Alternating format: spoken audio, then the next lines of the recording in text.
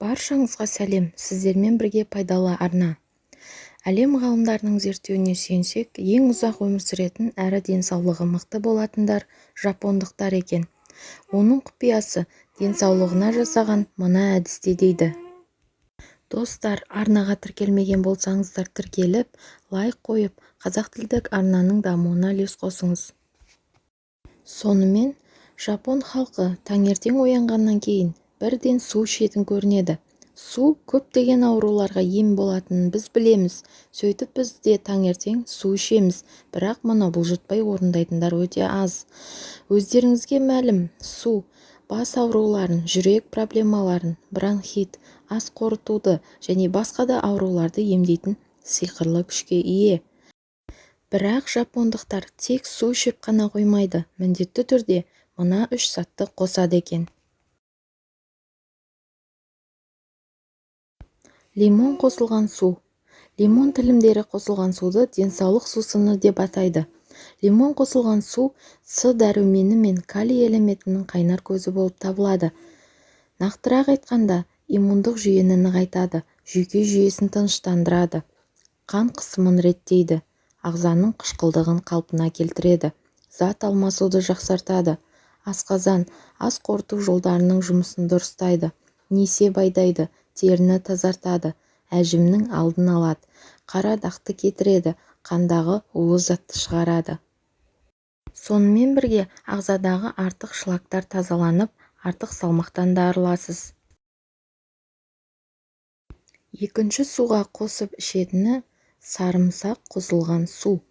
Сарымсақ қосылған су С және В дәрумені мен марганец, селен, мыс, кальций, калий, фосфор элементіне бай және көптеген дертке ем. Әсіресе ағзаны бактерия мен вирустан қорғайды, жүректің жұмысын жақсартады, қан тамырларды тазалайды, қанды сұйылтады, беттегі әжімді, бөртпені кетіреді.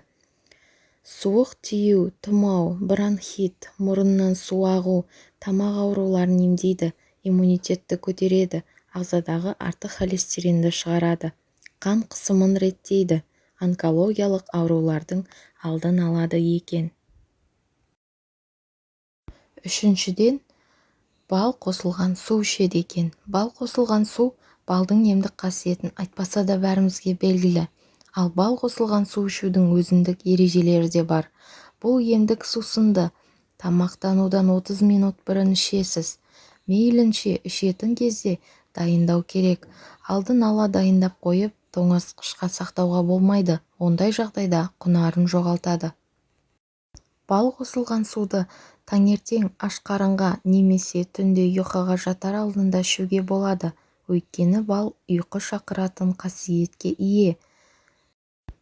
Ал мына ем-шараны міндетті түрде жасап көріңіз. 30 грамм балды 1 стақан жылы суға араластырып, ем ретінде ішесіз.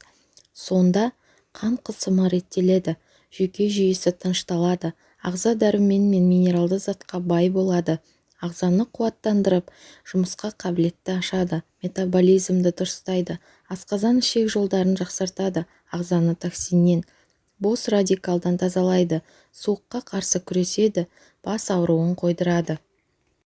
Мінекей, 1 стақан суды 1001 түрлі дертке дауа болатын керемет қасиетімен таныстық. Ендеше ерінбей ем ретінде қабылдауға асығайық. Достар, арнаның еңбегін бағалап каналға тіркеліп, лайк қойып, комментарий қалдыруды ұмытпаңыздар.